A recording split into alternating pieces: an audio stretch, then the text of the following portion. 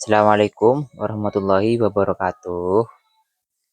Salam dan bahagia. Sebelumnya perkenalkan, nama saya Yusuf Effendi dengan NIM 2025-19007. Saya dari kelompok 2, kelas A. Di sini saya akan menjelaskan atau mempresentasikan metode coating logam dengan elektrolisis. Masuk slide pertama, yaitu apa itu elektroplating. Elektroplating adalah proses pelapisan permukaan logam dengan logam lain melalui bantuan arus listrik. Lanjut ke slide selanjutnya, solusi melawan korosi, seperti itu. Mengapa proses ini diperlukan? Logam seperti besi memang terkenal kokoh, namun memiliki kelemahan. Kelemahan fatal berupa sifat yang gampang terhadap korosi atau karat saat terpapar udara basah. Oleh karena itu, pelapisan ini diaplikasikan demi memenuhi 3 tujuan utama, yaitu proteksi, estetika, dan nilai ekonomis. Proteksi mencegah inti agar tidak mudah berkarat. Nah, estetika meningkatkan daya tarik visual agar terlihat berkilau. Dan ekonomi itu bisa memanage atau mengurangi biaya produksi. Itu biaya produksi suatu produk. Ke slide selanjutnya yaitu komponen utama sistem. Nah, jadi di sini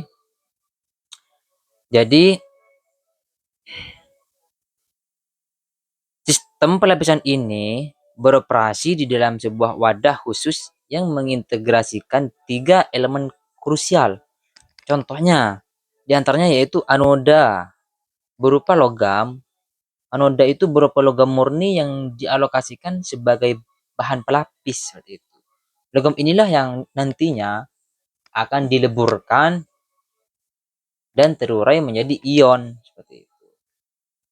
Dan yang kedua itu katoda. Katoda itu objek atau komponen mekanis yang permukaannya hendak diberi lapisan baru atau hendak diberikan anoda seperti itu. Dan yang terakhir itu elektrolit. Elektrolit ini adalah media cair kimia berupa larutan gram logam seperti nikel sulfat atau tembaga sulfat yang bertugas mengalirkan arus listrik seperti itu. Nah, mekanisme reaksi. Nah, aliran listrik akan menggerakkan ion-ion logam dari anoda melewati cairan elektrolit hingga akhirnya mengendap dan mengkristal secara merata di permukaan katoda atau objek kerja.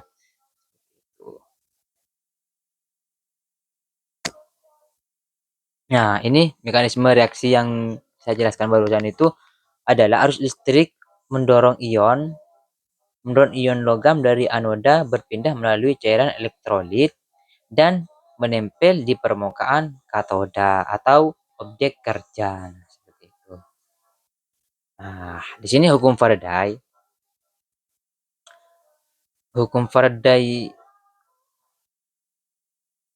Penerapan hukum Faraday untuk mengontrol kualitas ketebalan dunia industri mengacu pada hukum Faraday.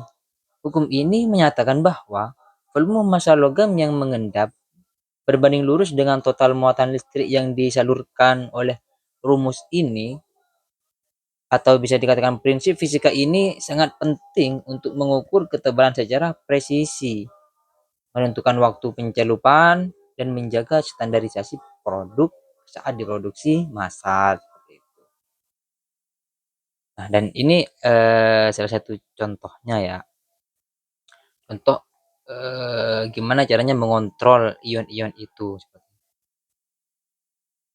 Dan ini penerapan praktisnya ini menghitung ketebalan lapisan secara akurat, menentukan durasi peredaman yang dibutuhkan, menjaga kualitas produk massal agar seragam seperti itu. Nah, alat dan bahan industri. Penerapan di bidang di dunia industri, rectifier, alat pengubah arus AC menjadi DC. Nah, nantinya jadi stabil seperti itu.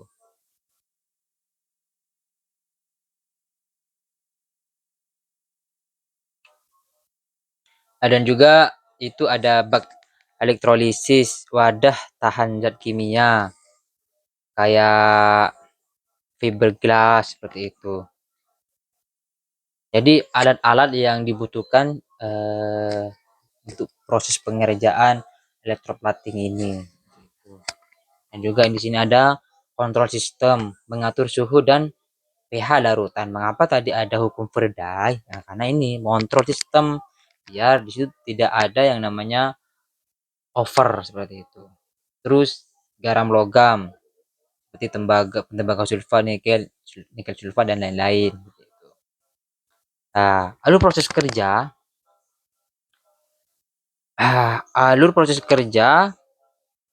melalui 4 urutan sistematis. Yang pertama yaitu press cleaning atau pembersihan awal.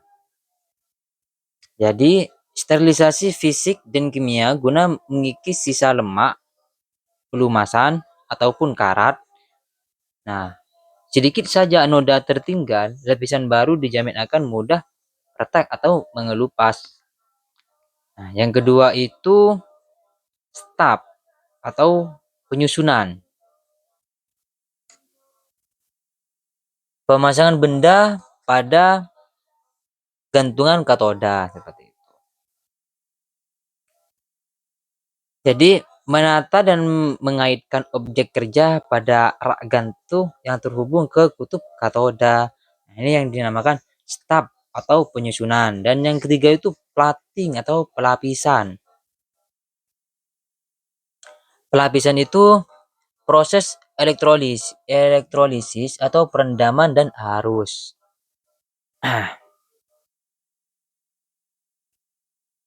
Jadi yang ketiga itu pelapisan, bisa dikatakan pelapisan proses elektrokimia inti di mana objek direndam dan dialiri arus listrik. Nah, seperti itu. Dan yang ketiga itu finishing. Maaf.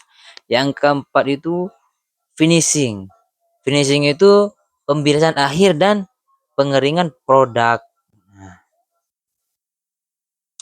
jadi tahap terakhir itu pembilasan akhir di pengeringan untuk menyempurnakan hasil produk.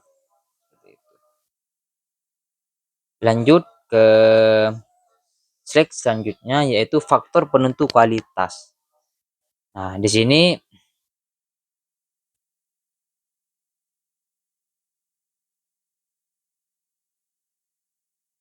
besar arus listrik terlalu besar membuat lapisan kasar, terlalu kecil membuat proses sangat lambat.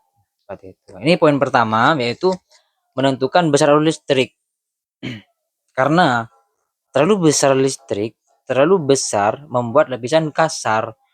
Terlalu besar aliran listrik itu membuat lapisan itu jadi tidak sesuai atau menjadi kasar seperti itu. Dan juga terlalu kecil arus listriknya itu membuat proses sangat lambat dan memakan waktu proses pengerjaan produk. Nah, ini poin yang kedua yaitu lama waktu proses. Menentukan ketebalan lapisan logam yang dihasilkan pada benda kerja. Jadi di situ ada beberapa tahap, ada beberapa sistematis seperti itu. Kayak yang tadi udah dijelaskan itu ada press cleaning, stop, plating, terus finishing seperti itu. Dan yang ketiga itu poin yang ketiga suhu larutan. Suhu optimal membantu pergerakan ion agar lapisan lebih padat dan rata. Nah, makanya di situ ada sistem Faraday. Nah, biar suhu larutan itu bisa diatur seperti itu. Semisal suhu optimal itu dapat membantu pergerakan ion agar lebih padat dan rata. Nah, dan yang poin terakhir yang keempat ini kebersihan permukaan. Kenapa? Karena kotoran sedikit saja akan membuat lapisan mudah terkelupas. Jadi sebelum bahan produk ini dilapisi, itu sistematikanya itu harus dibersihkan dulu, harus dihilangkan dulu bekas karat, bekas pelumasan itu. Karena sedikit saja kotoran itu mempengaruhi pelapisan seperti itu. Dan pelapisan dan nantinya lapisan itu akan gampang terkelupas. Lanjut ke penerapan di dunia industri. Jadi elektroplating ini penerapannya itu di berbagai bidang. Contohnya kayak di otomotif. Nah, di otomotif itu contoh kayak di mobil, knalpot, baut dan aksesoris lainnya seperti itu. Atau di bidang industri elektronik seperti contohnya jalur papan sirkuit atau bisa dikatakan PCB atau konektor baterai. Dan di perhiasan, di industri perhiasan itu lapisan emas atau perak pada logam biasa. Itu contohnya. Dan yang terakhir itu di eh, kebutuhan rumah tangga. Contoh kayak di keran air, gagang pintu, peralatan dapur. Seperti itu. Nah, ini dampak dan upaya lingkungan. Tantangannya itu limbah cair mengandung logam berat dan zat beracun seperti cyanida yang berbahaya bagi air dan tanah. Seperti itu.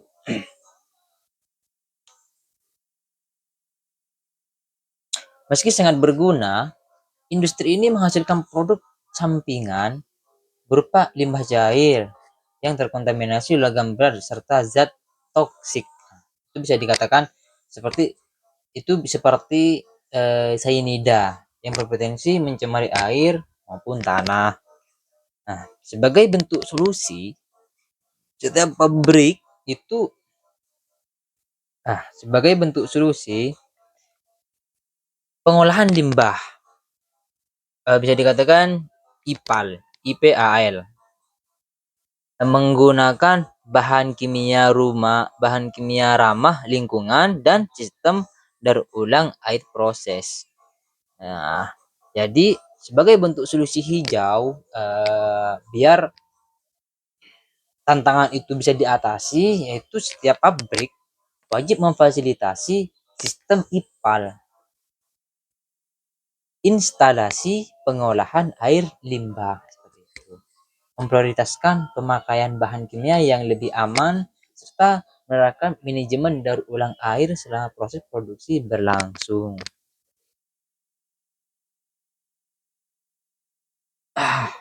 Ya, itu mungkin saja dari saya. Kurang lebihnya mohon maaf apabila ada kesalahan dalam presentasi ini. Dan juga saya terima kasih untuk Ibu dosen karena sudah membimbing kami hingga semester ini. Kurang lebihnya mohon maaf. Saya Amit undur diri. Wassalamualaikum warahmatullahi wabarakatuh.